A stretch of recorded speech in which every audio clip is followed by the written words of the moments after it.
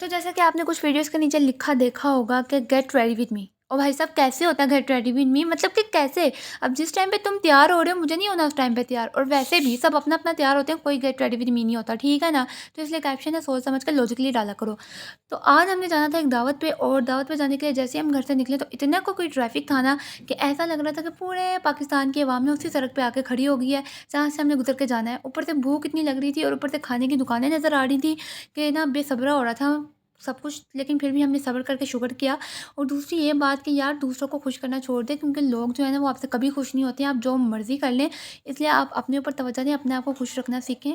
और लोग तो आप मर भी जाएँगे ना तो कहेंगे यार इसको तो सही तरह से मरना भी नहीं आता। इसलिए लोगों पे मिट्टी पाएँ और अपने आप पे तवज्जो दें, अपने आप को खुश रखना सीखें।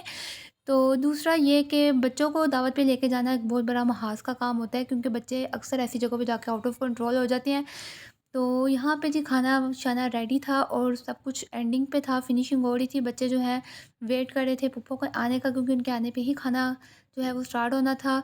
और सबसे मज़े की चीज़ ना मुझे पूरी दावत में ये लगी थी कि ये बहुत ही मज़े के थे। इसके अलावा माशाल्लाह खाना भी बहुत मज़े का बना हुआ था, सब कुछ ए-वन था, प्रेज़ेंटेशन, टेस्ट वग़ैरह हर चीज़ ए-वन थी।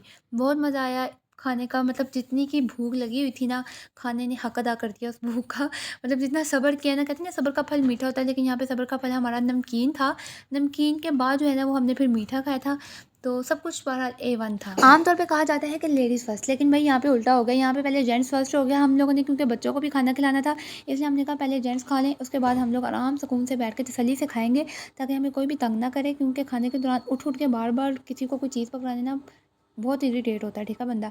इसलिए हमने पहले बच्चों को खिलाया। और आपके लिए भी भाई यही टिप है, जब भी आप कहीं जाएँ बच्चों के साथ स्पेशली, तो सबसे पहले ना आप बच्चों को खाना खिला लें, अच्छी तरह से उनका पेट भर जाए, तो फिर आप खुद खाना बैठें। क्योंकि जब आप बच्चों को अच्छी तरह से खिला देंगे ना, फिर वो आपको खाने के दौरान तंग नहीं करेंगे। हाँ, थोड़ा बहुत करेंगे लेकिन वो आप बर्दाश्त कर लेंगे। लेकिन जब खाने के दौरान आप साथ-साथ बच्चे को खिला रहे हैं, खुद भी खा रहे हैं, तो ना तो बच्चे का पेट भरना है सही तरह से, ना आपका भरना है, और ऊपर से आपको गुस्सा ज़्यादा आना है।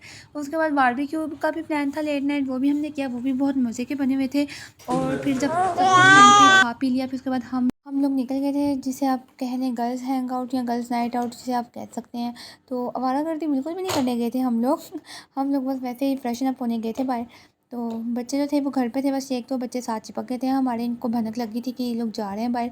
तो थोड़ा सा फ्रेश हो गए थे बाहर जाके, क्योंकि बंदा इन कभी कभी ना थक जाता है, हर तरह की रिस्पॉन्सिबिलिटी उठा उठा के, इसे अपने लिए भी टाइम निकाल लेना चाहिए, खुद भी थोड़ा फ्रेशन अप हो जाना चाहिए। क्योंकि आजकल रूटीन इतनी टफ हो जाती है ना इंसान की, कि अपने लिए तो कोई भी टाइम नहीं निकाल पाता, ख़ास तौर पे जिनके 2 या 3 बच्चे हैं माशाल्लाह से। रूटीन बहुत टफ होती है, तो इसलिए अपने लिए भी वक्त निकालें। एंड अल्लाह हाफिज़।